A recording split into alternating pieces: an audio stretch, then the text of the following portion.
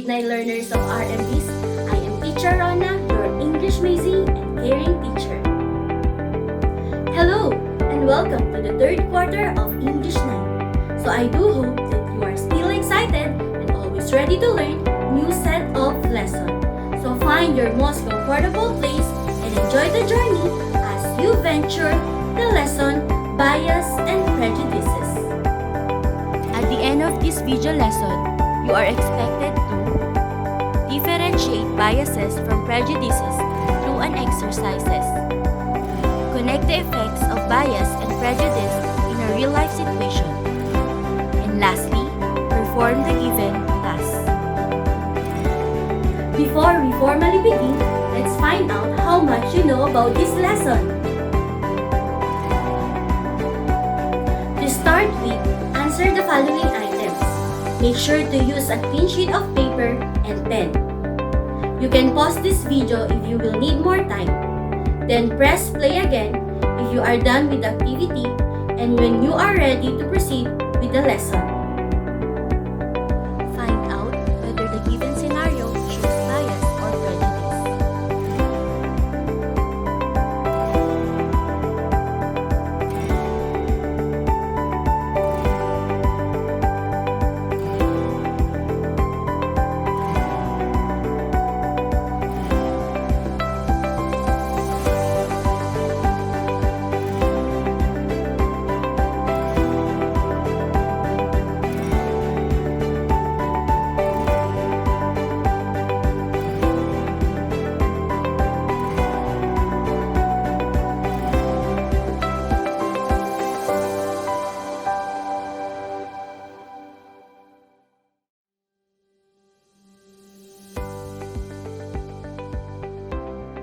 I know that you are now excited and interested in today's lesson.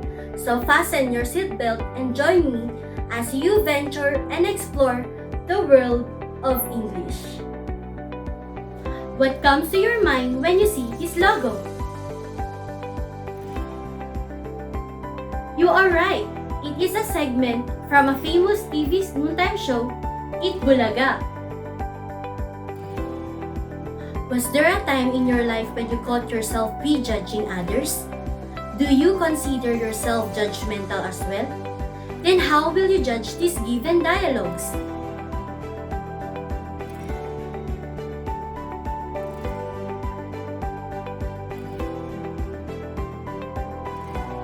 Do you believe that these statements show fairness and equality?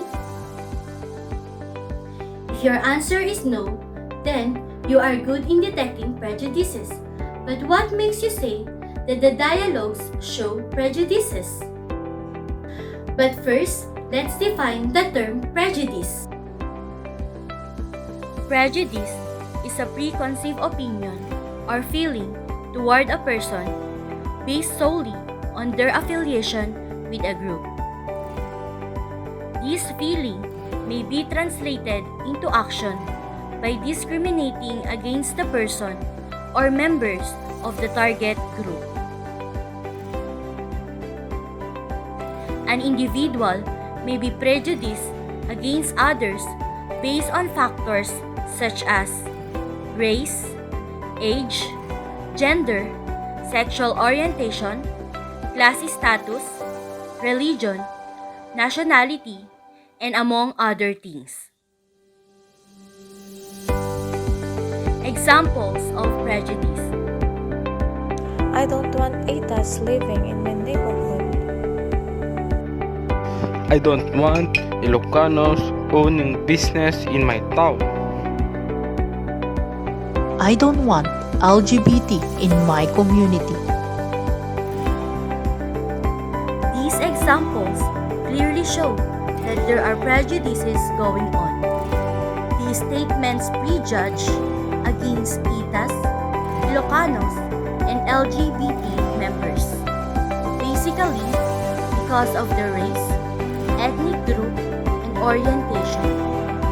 Even though these people have not done anything wrong yet, but because of their background, people tend to prejudge them and eventually discriminate them. This is very common our society, even up to this present time. Another term causes confusion is called bias. These two terms differ from each other. When we talk about bias, it is a tendency to learn in a certain direction, either in favor of or against a particular thing. To be truly biased means to lack a neutral viewpoint on a particular topic. Somewhere along the line, bias took on a negative connotation. If you are biased towards something, then you lean favorable towards it. You tend to think positive of it. Meanwhile, if you're biased against something, then you lean negative against it. You tend to think poorly of it.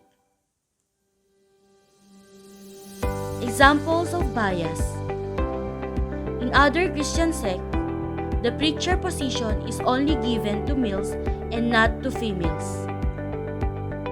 Second, sectarian schools only accept students who share the same religious belief.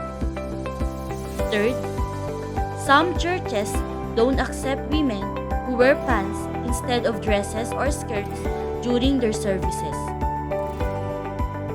Example number 1 is considered to be biased because males are given more power or authority than females. And so with statement number 2, students who are interested to study in a school but don't share the same religion cannot be admitted. And statement number 3 is considered biased because women who want to attend church services aren't allowed to go if they don't wear the prescribed clothes for the said service. For us to see if you were able to follow our discussion, let's try to check some few items. Grab your pen and paper as we have our short quiz. Examine the given images closely. Identify which image shows bias or prejudice. Write the word bias or prejudice as your answer.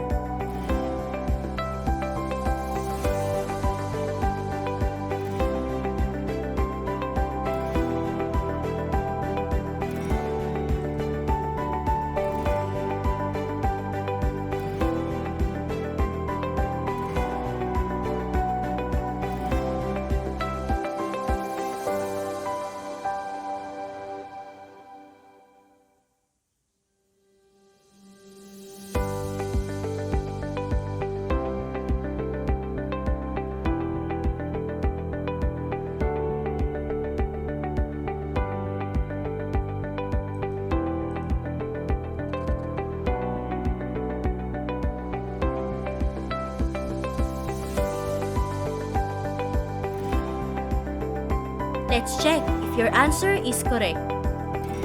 Number 1 is prejudice. The picture shows a man who believes he is better than the person with disability by laughing at her. Number 2, it is considered bias, gender bias to be specific. It is clear in the picture that male is given superiority over the female. Number 3, prejudice. The two men judge the women by her status. Number 4, shows prejudice. It is simply judging someone due to her color and race. And lastly, bias.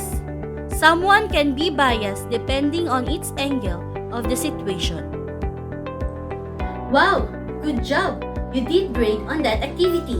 Let's try another one. If the statement is true, show me thumbs up. If it isn't true, show me thumbs down. Number 1. Prejudice is the opinion or viewpoint, while discrimination is the action. Is it thumbs up or thumbs down?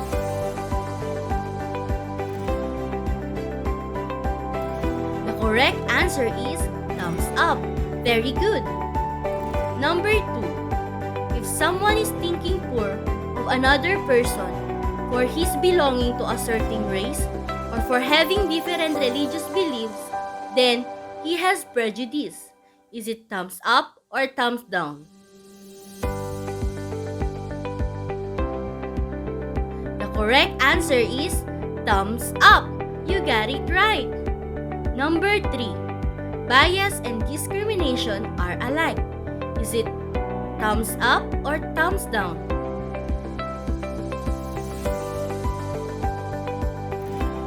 The correct answer is thumbs down. Amazing! Number 4. Prejudice is taking action based on a discrimination. Is it thumbs up or thumbs down? The correct answer is thumbs down. You're doing great. Number 5. The tendency to favor one person, group, thing, or point of view over another, often in an unfair way, is called bias. Is it thumbs up or thumbs down?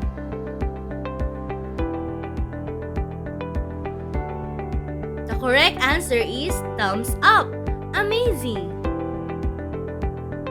Read the given scenarios properly. Detect biases and prejudices if there are any. If you cannot detect them, write none. Explain your judgment after your chosen answer.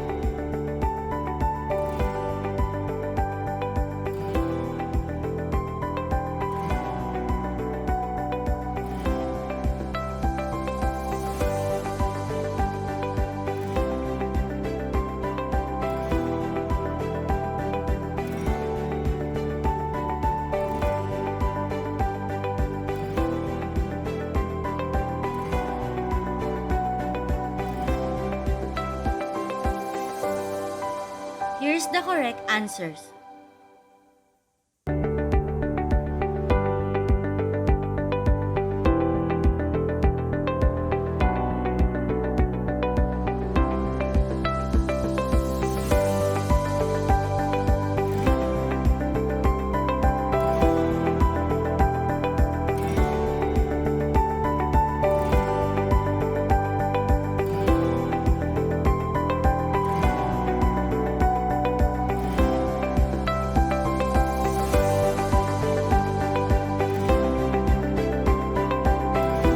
On a clean sheet of bond paper of any size, compose an inspirational speech for people who have been prejudged, have been discriminated, and have experienced biases in life.